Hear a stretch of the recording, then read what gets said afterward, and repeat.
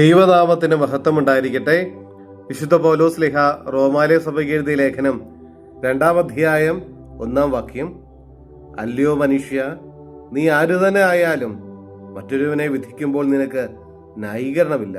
അപരനെ വിധിക്കുമ്പോൾ നീ നിന്നെ തന്നെയാണ് വിധിക്കുന്നത്. എന്തെന്നാൽ വിധിക്കുന്ന നീയും അതേ കുറ്റങ്ങൾ ചെയ്യുന്നു.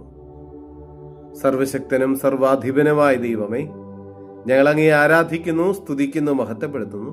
കർത്താവേ, ഇന്നത്തെ ദിവസം അങ്ങ് ഞങ്ങൾക്ക് നൽകിയ എല്ലാ കൃപകൾക്കും അനുഗ്രഹങ്ങൾക്കും സംരക്ഷണത്തിനും ഞങ്ങൾ നന്ദി പറയുന്നു. ഞങ്ങളെയും ഞങ്ങളുടെ ജീവിതാവസ്ഥകളെയും സാഹചര്യങ്ങളെയും ചുറ്റുപാടിനെയും ഞങ്ങൾക്കുള്ളവരെയും ഞങ്ങളുടെ എല്ലാ നിയോഗങ്ങളെയും അങ്ങയുടെ കരങ്ങളിലേക്ക് സമർപ്പിക്കുന്നു.